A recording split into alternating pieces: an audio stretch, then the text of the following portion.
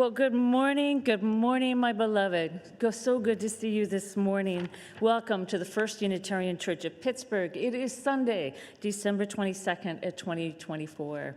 I am the Reverend Dr. Kate R. Walker. I use the she, her pronouns, and I am honored and usually quite delighted to serve as your minister of this beloved community. Oh, you now want to know when I'm not delighted, don't you? Yeah. I am a middle-aged, light-skinned female with mid-length hair that is light brown. I wear glasses. I have a colorful Christmas stole with green and blue and candles lit on it over a cranberry top. You, my beloved, are all welcome here. If you are watching now on YouTube or in the future, we are delighted that you have chosen to be with us this morning. We are Unitarian Universalists, many beliefs, many origins, many sexualities and genders. We're a multi-faith religious community where all are welcome. Diversity is celebrated, questions are expected. Welcome to all of you in the journeys that you bring to this sacred space. You are welcome just as you are. If this is your first time with us, a special note of welcome. If you are here in person, please check in to our welcome desk, which is in the garden foyer here. And if you're online, please explore our website. And if you're on social media, we're on Facebook and Instagram. And sign up for our newsletter. You can find it on the main page of the website down at the bottom for an opt-in through MailChimp. We are an active community in constantly seeking engagement, and today, if you are interested, we have an introduction to Unitarian Universalism. It'll be about 15 minutes after the end of the service down in the Priestley Room, which is down that hallway. Just ask anybody at the front desk and they can tell you where that is. And that'll last about 45 minutes. Christmas Eve, we have two services, one at 4:30, which is more family-oriented, and one at 7 p.m. Both of them, of course, will feature some wonderful, wonderful music, as well as our candlelit silent night feature at the very end of the service. And on New Year's Day, Mac Perkins High and I have decided that we're going to host a PJ Bagel brunch at 11 a.m. So you don't even have to do put on your PJs. You do rephrase that. Please come in your pajamas, bring some bagels to share. We'll supply some as well. It's at 11 a.m. downstairs in the Undercroft. And come together and gather. And if any of you are pianists and would like to play some Christmas music for us, I would appreciate that tremendously. And beloved, if any of you are experiencing financial difficulty during this holiday season, please reach out to me. You can reach me by email or by phone. And we do have a special dedicated fund for those members and friends of the community who are experiencing financial trouble, and we can provide some short-term support for you. I invite us now to arrive in body and spirit. Take a deep breath and find yourselves in this time, in this place, in this sanctuary, connected to one another in body and in spirit, in song, in sorrow and joy.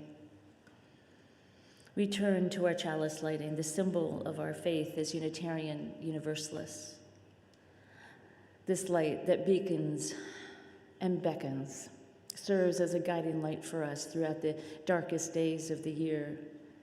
It reminds us both to accept that darkness, to celebrate it, to let it ease into our hearts and bodies, and enjoy this time of transition. For tomorrow will be yet another day in the turning of this planet, inviting us in to experience life in its fullness and how it's presented to us. And we turn also recognizing that we are on the fourth Sunday of Advent. In the weeks of the Advent season, we have been asked to engage in waiting, to remember patience, to look to the light that dispels darkness, and we have pledged to engage in peace. And this week, we were reminded of the foundation of all of these, love, in this holiday season and throughout the year to come, and always in our lives. May we know we are loved, May we share the love we have, and may we be the love we wish to see. I invite you to stand as you're able, in body and spirit, 253. O come, all ye faithful. And do come together with your voices. I invite you to say these ancient words after me. Venite. Venite. Yes, come together in body and spirit. Please rise as you are able. Adoremus. Adoremus. Yes, with joy and praise to the Spirit of the universe. Dominum. Dominum. Venite adoremus Dominum. Venite adoremus Dominum. Yes, so Solomon will give us these ancient words, the verse in Latin, and then we will all sing the English verses together, and we will follow each verse with these ancient words. Venite adoremus Dominum.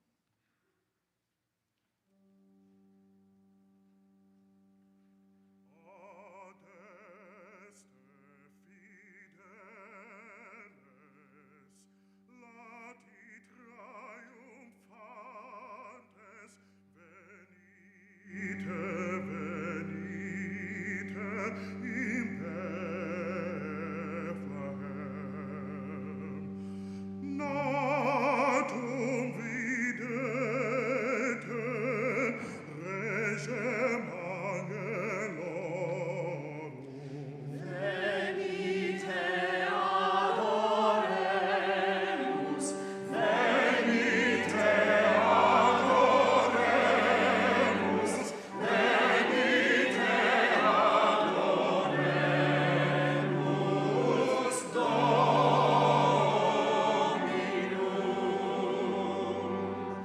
O come, all ye faithful, joyful and triumphant. O come ye to Bethlehem.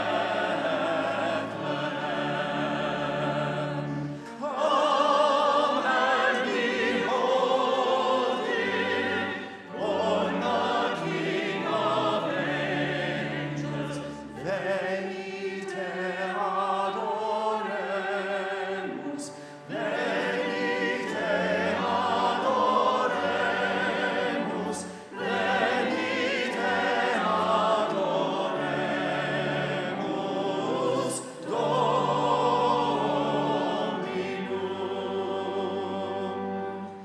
Lo, humble shepherds, hasting to this cradle, leaving their flocks in the fields, draw near. We too with gladness thither bend our footsteps. Venite adoremus, venite adoremus, venite adoremus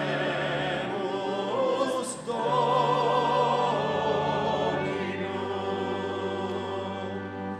Sing, choirs of angels, sing in exultation.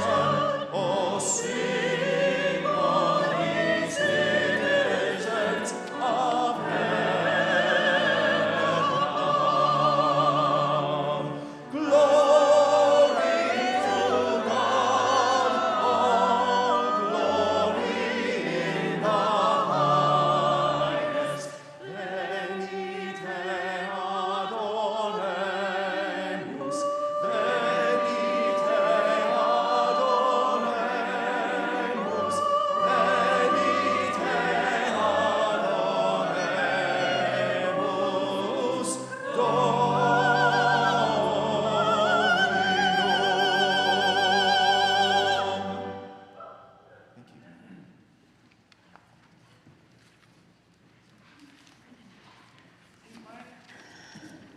We mark this day with the lighting of our solstice candle, knowing that the earth and the sun are an intricate dance with so many of our planets and stars, and we are but a small part of that dance, and we recognize that life surrounding us relies on this dance that we are a part of.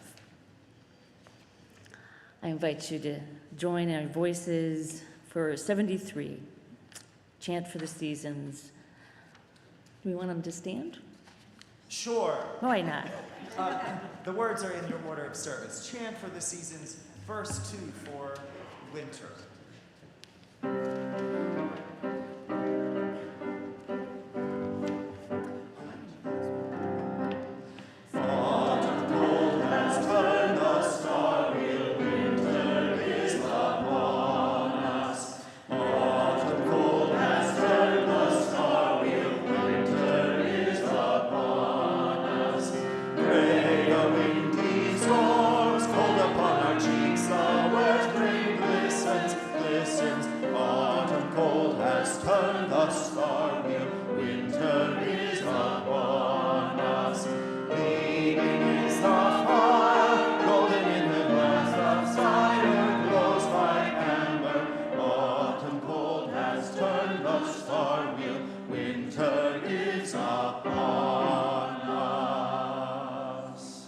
Please remain standing for our collective reading.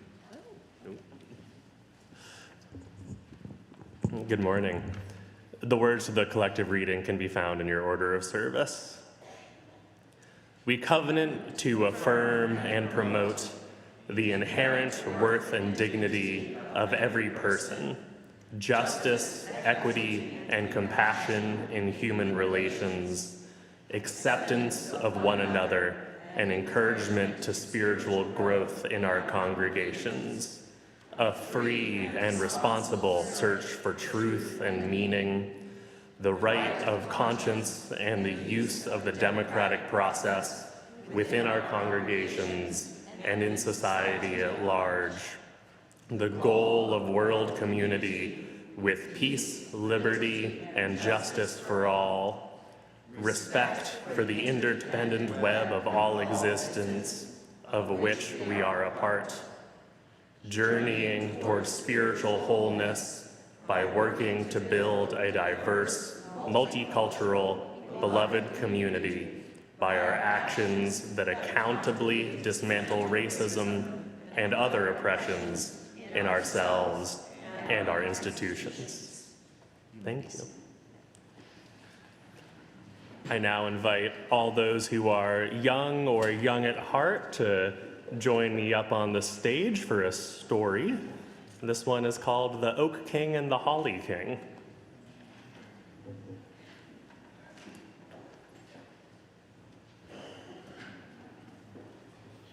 Are you young at heart, Chris?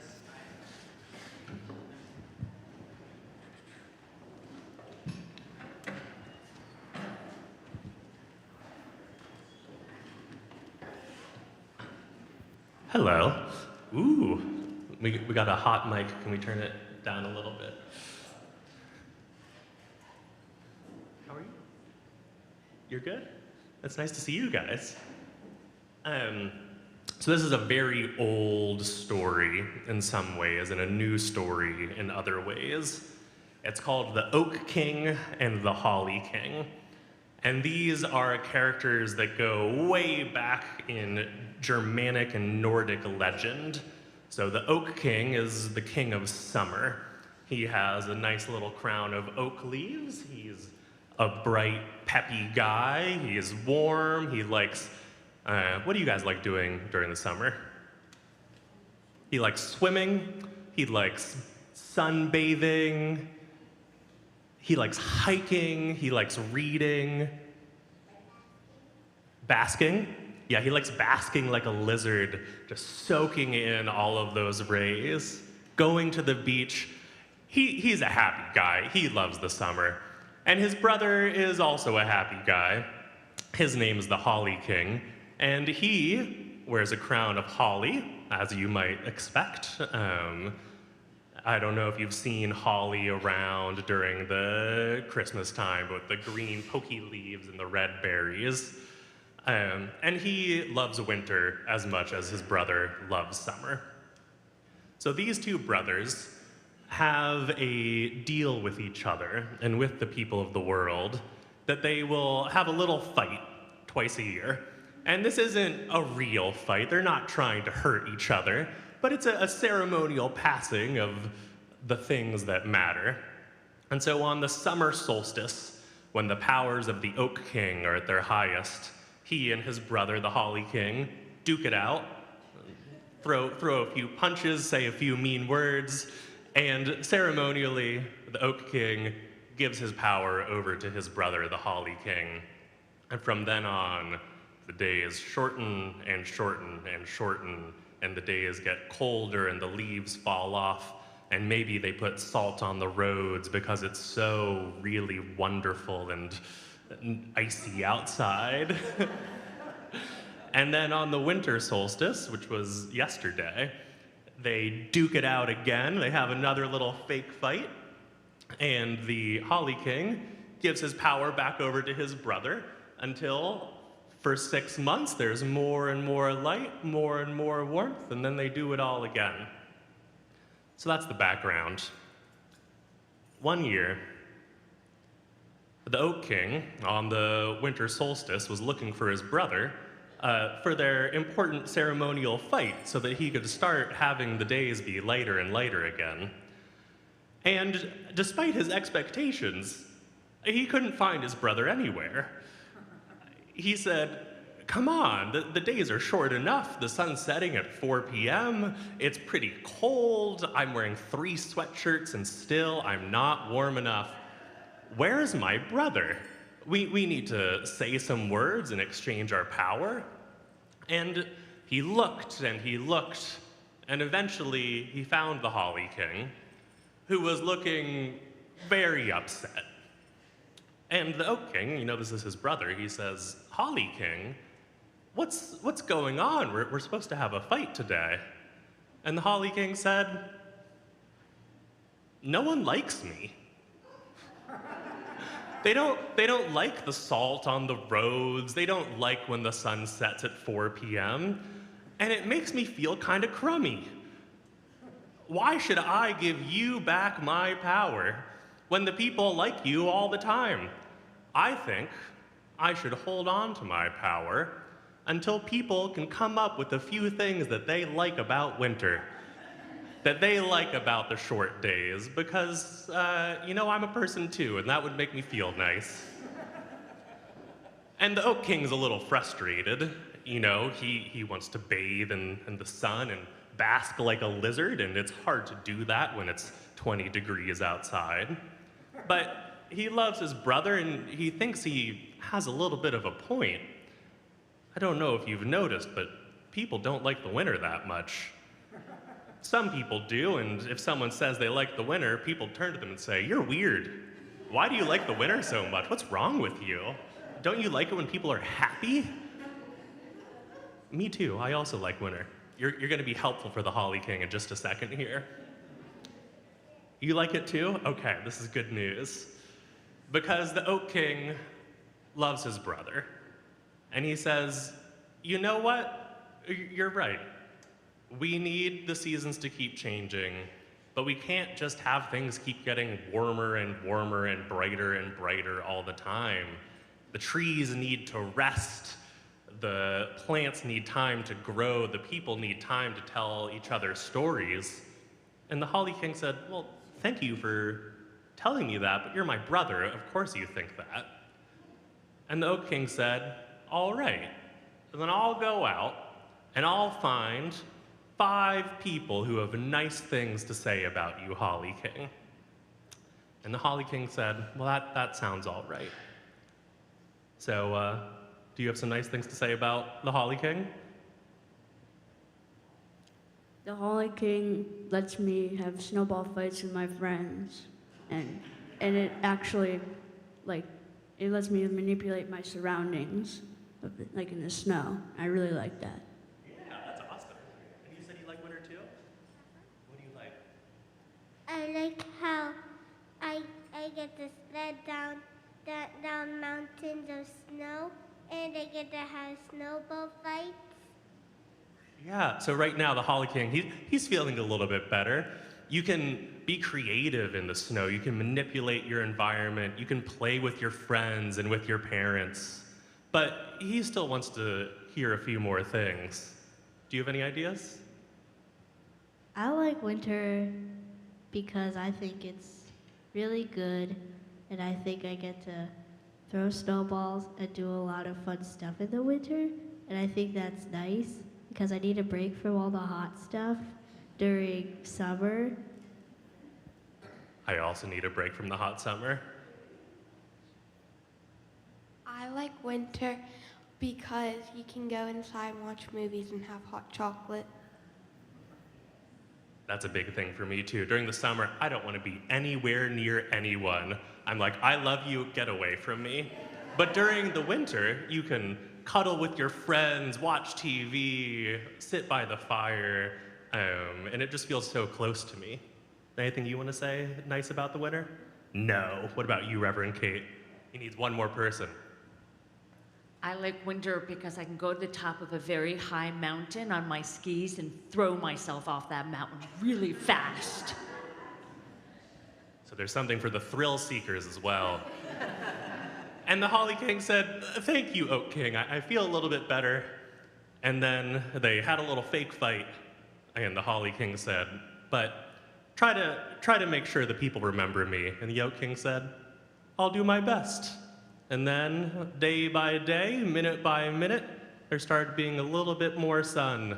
And maybe next year, people will remember that the winter is not just a horrible, sad, evil time, but also full of snowball fights and warmth and closeness in ways that the summer cannot be. I invite you to now sing our children out. The song is number 402. It's very simple. It's from you I receive, to you I give.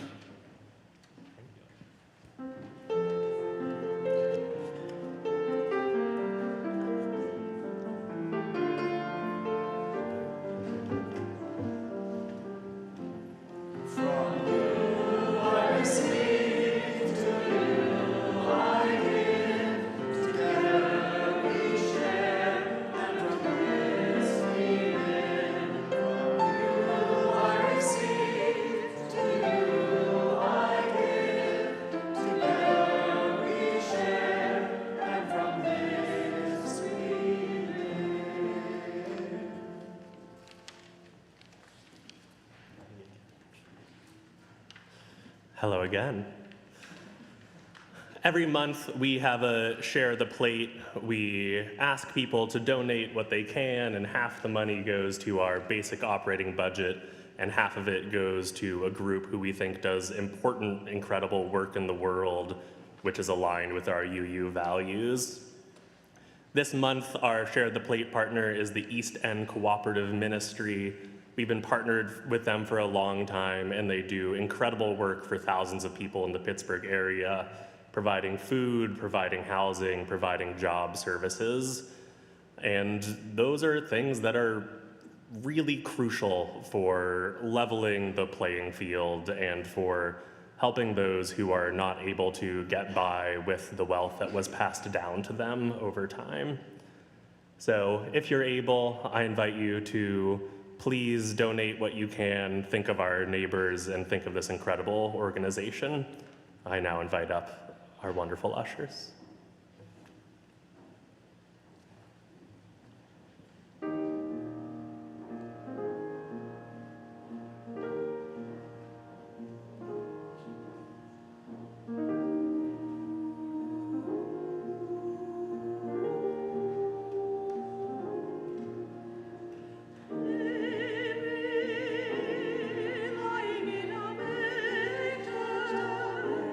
Slumbering so sweet.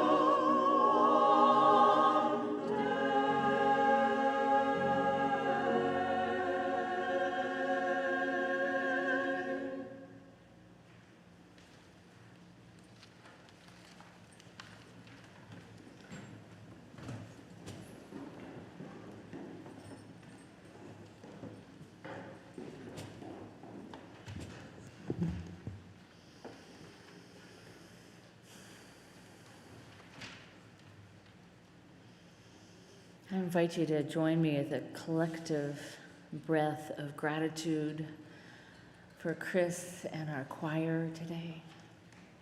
Thank you. And as always, for Ellen, thank you.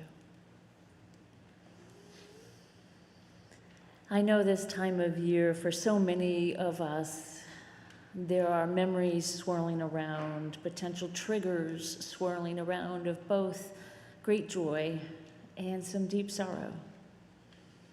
Sorrow for those who are no longer with us, and joy for those who have joined us in our lives. I know that we each hold these in our hearts, and I invite you to share them with one another. This is the web that makes our community stronger, with our emotional connections and our capacity for both crying together and for celebrating with laughter. I invite you to join me in a few moments of personal prayer, of meditation, and silence.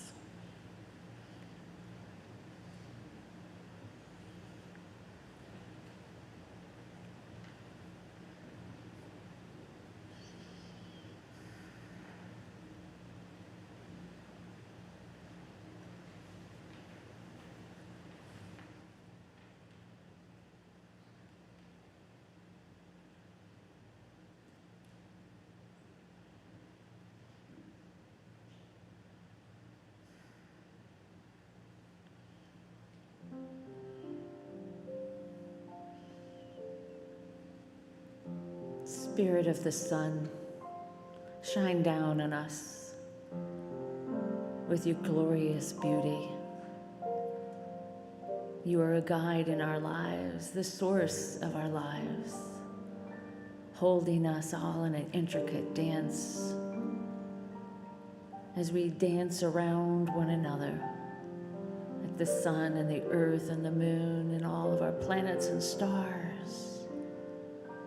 May we find ourselves grounded during these difficult times on our planet, on our wee little planet, on our wee little moment of time and history. May we find ourselves grounded, with our feet connected to the spaciousness of this moment, to the ground itself with its deep soil and the strength of rocks, the beauty of the trees and the greenery and the plants and the flowers. Many, as they sleep, are still there waiting for us, ready to reemerge from the warmth of the sun. As we turn and turn and turn,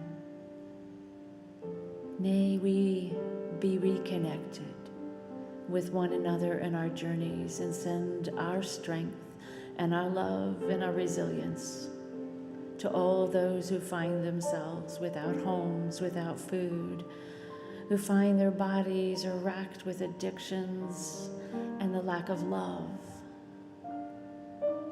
of self-love, who find themselves in war and oppression and their homes gone.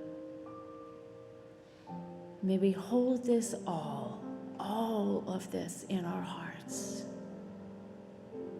with the strength of the earth and the light of the sun and the beauty of all that surrounds us, knowing we travel with one another day by day, hour by hour, minute by minute.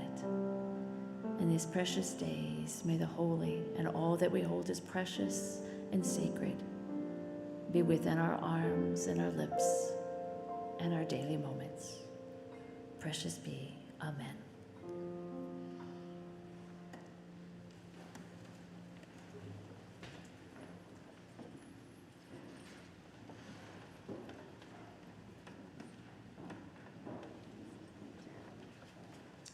I invite you to take a deep breath in. And exhale. In and out at your own pace. And find that love on the inside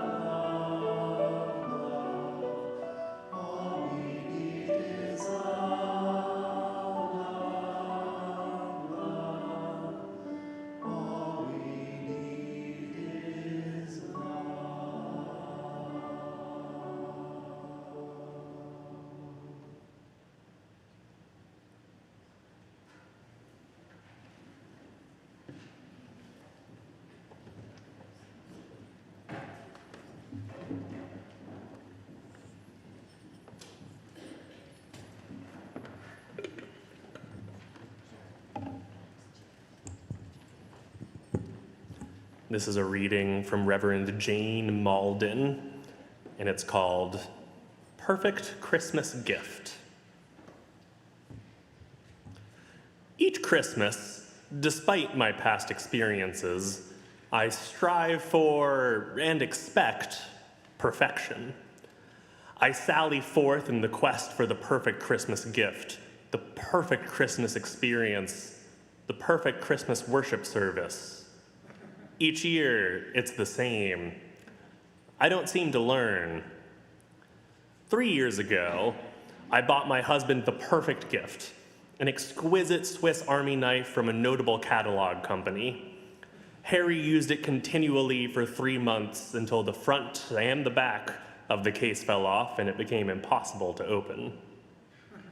2 years ago, Santa bought my son the perfect surprise, an electric train set. I was extremely proud of the set and helped Santa set it up late Christmas Eve. The next morning, the engine wouldn't stay on the tracks and the little pieces kept breaking. It was a clunker. 1 year ago, departing from our congregation's traditional, beloved candles and carols service, I wrote, I thought, a perfect Christmas Eve service, telling the story of Christmas with the poetry of W.H. Auden. It was thick and dense. The children in attendance were completely lost, and even my family didn't get it. I continue to be disappointed with my strivings at Christmas time, yet isn't that what Christmas is all about? The Christmas myth is a story about something special happening in the midst of imperfection. After all, Jesus was, shall we say, an unplanned pregnancy. His mother gave birth while far from home. Joseph and Mary were poor, and their child was born in a stable. The locals weren't exactly thrilled with the baby. His parents had to flee to Egypt to save his life. It helps me to remember these things about the Christmas story. I feel at home in this part of the myth, for my failings and disappointments continue unabated through December, and family squabbles invariably increase this time of year. Yet, in all of these imperfections, the true meaning of Christmas can be found. Christmas isn't about perfection. It is about love in the thick of our daily lives, human love, family love, being glad we have one another. For us fuss budgets, the angels sing, "Glory, hallelujah." Now please pick up your socks.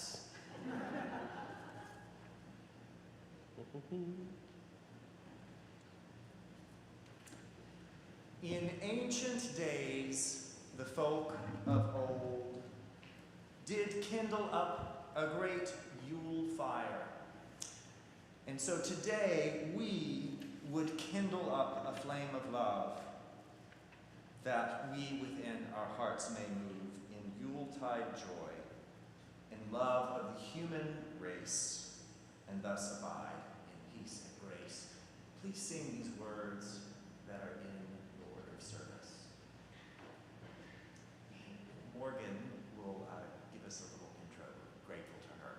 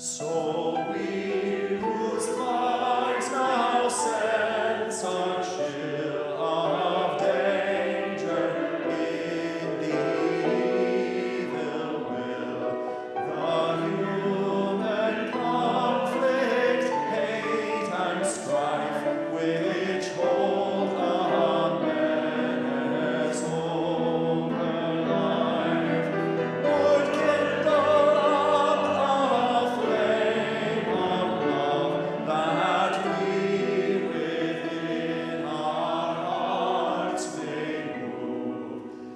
In Yuletide joy to love our race, and thus abide in peace and grace.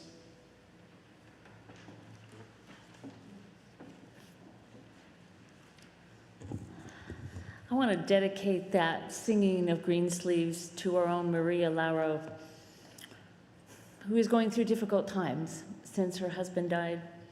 But on Friday night, she appeared on Jeopardy and knew the answer to the question of Greensleeves. So our love to Maria. The perfect Christmas.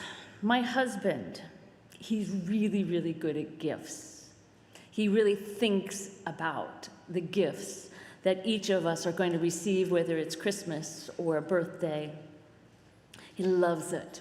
He absolutely loved it. However, he undid himself with me with the perfect Christmas gift back in 2006.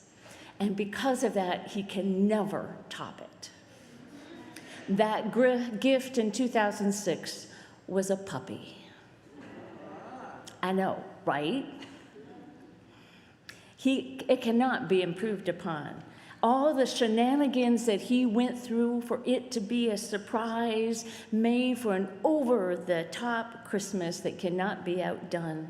He has set the bar so high, I am disappointed every year. He knows that's not true. But I will say that year at Christmas, when the rest of the congregation I was serving up in Meadville discovered what Mark had gotten me for Christmas, most of the men were a little irritated with Mark's genius. My puppy, Cooper, has been gone now for several years, but he gave me the perfect Christmas gift for 10 years. I'm still excited about Christmas. And are you, or Hanukkah? Excited about what might be happening? Maybe it's presents. Maybe it's family that's coming. Maybe it's family that's not coming. Maybe it's friends or the meal. Maybe it is New Year's that excites you. Again, birthdays and trips. Lots and lots of planning and lots of imagining of what might come to pass. These are our expectations. Some are practical, making sure we have enough chairs for everyone to sit at. Some are aspirational, that our uncle gets along with that cousin. When I start working with couples on wedding planning, we talk about the pragmatics as well as the aspiration, which sometimes can be in conflict after all. But I always tell them that their wedding started the day they decided to get married. It happens in the head, in our imaginations first. And vacations are the same way. They begin to happen the moment we decide we're going, as we have all of our planning and our expectations of what is coming to pass. And that's when things start to go awry. Because a study of vacations found that too many people were disappointed with the vacations they had because it didn't meet their expectations. Imagination is what gets us set up. All those possibilities of what can happen, both wonderful and full. The goal is, of course, happiness, right? We want to be happy on our vacation, happy with the wedding, happy with the trip and the planning, the surprise. Well, you may be surprised to know that success of happiness is tied to low expectations. There was a study done about 10 years ago where the scientists monitored our brain activity with a bunch of volunteers who were playing games.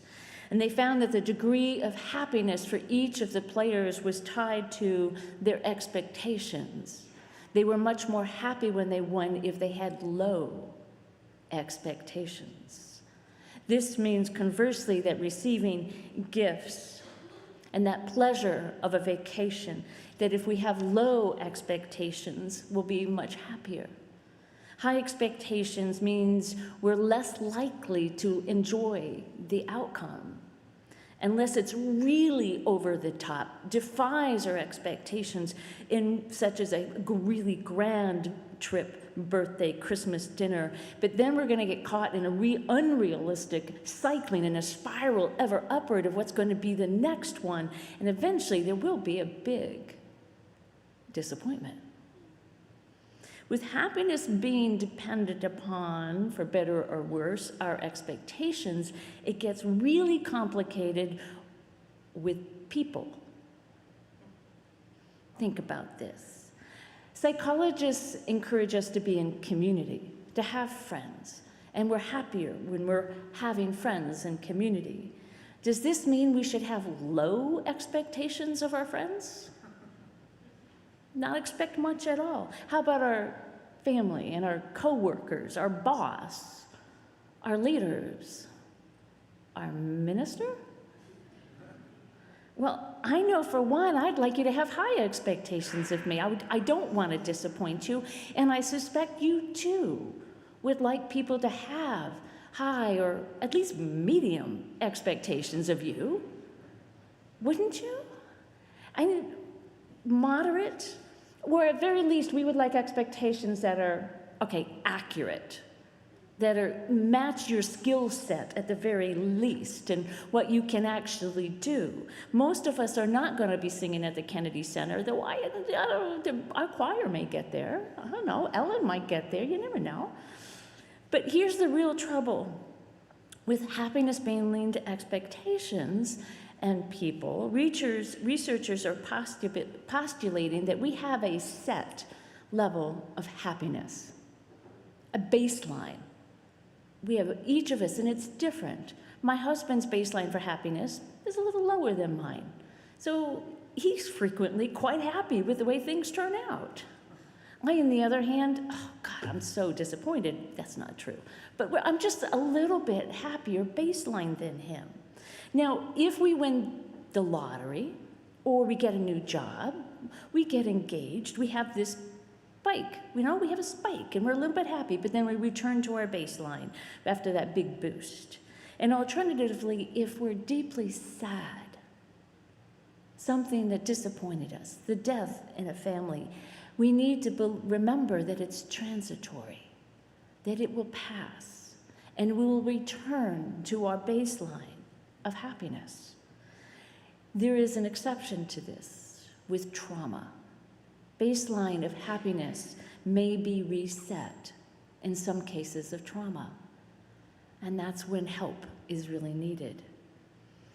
It also gets more complicated if there is, in the cases of our baseline of hierarchy of needs, Maslow's hierarchy of needs, if we're hungry, if we need housing, we need relief from addiction, and we receive that help and that intervention, we will be happier, and we're more likely to stay at that higher level of happiness if those needs are still continued to be met.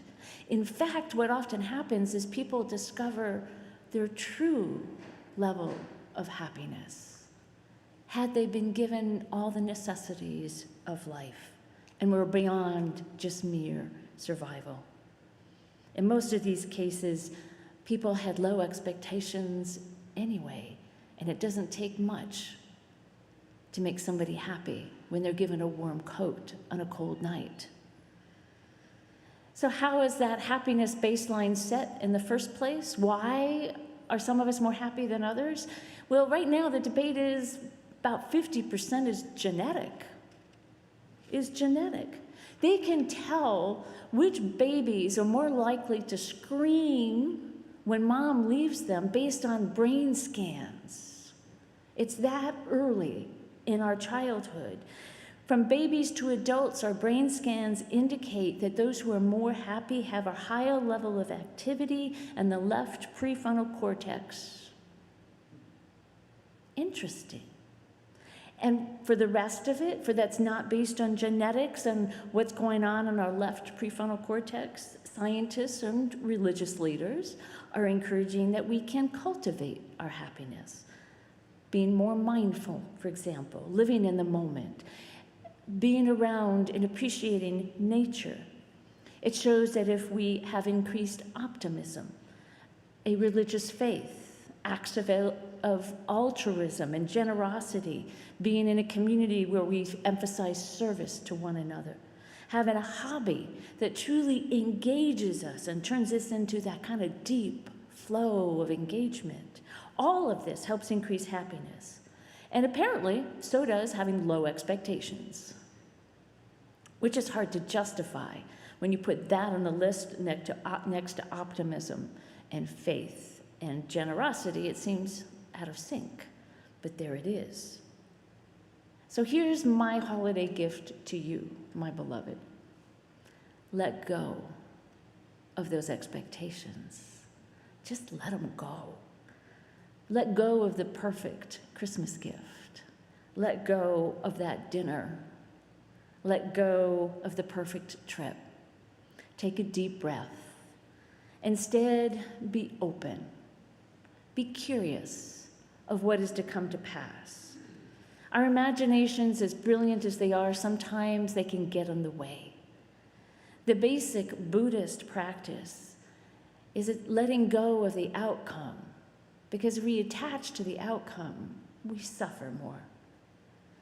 So when you're planning a trip, be open and curious about the unexpected, the mystery moments when wonder grabs our attention, those welcoming moments of awe when they arrive like a bright star in the sky, inviting happiness to rest gently on our tired muscles. Or perhaps happiness lets us fly into the clouds of bewilderment. Maybe we just need to lean into love and trust it, to be fully expressive of it, and to receive it and believe we are loved. Whatever the event, the family dinner, the vacation, the birthday, the holiday, I encourage you, don't get too specific with the details and exact units of measurement. We can't really measure that kind of outcome. Happiness actually isn't easily quantified. So Christmas morning or Hanukkah morning, with our sleepy eyes, we measure ourselves under a tree and we smell what's going on what's coming from the kitchen. That's when our moment of invitation arrives. And as you enter this new year, I offer an invitation. The kids are going to join us in a song. That's why they're coming back in. I offer you an invitation. Be open. Be open, get the pun, to the present.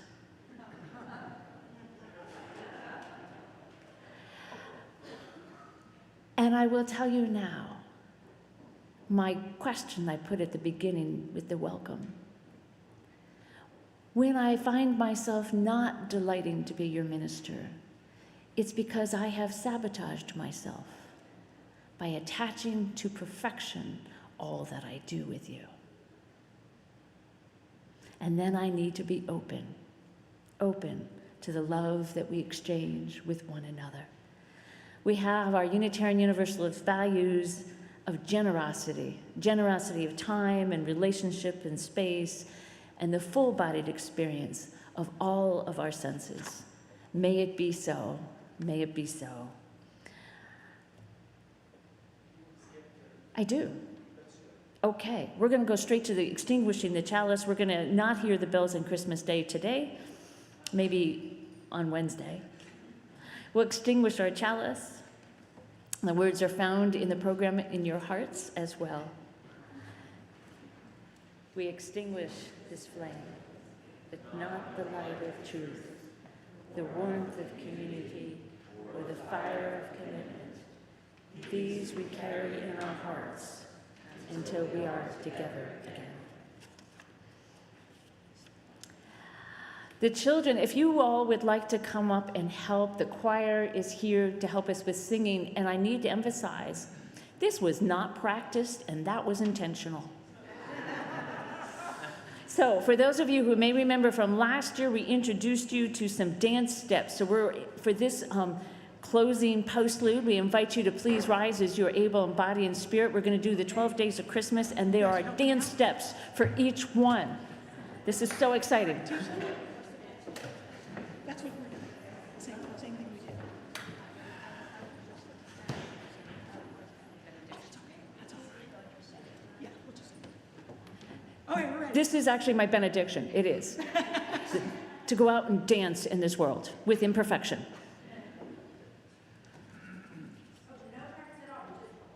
Yeah. Just doing it.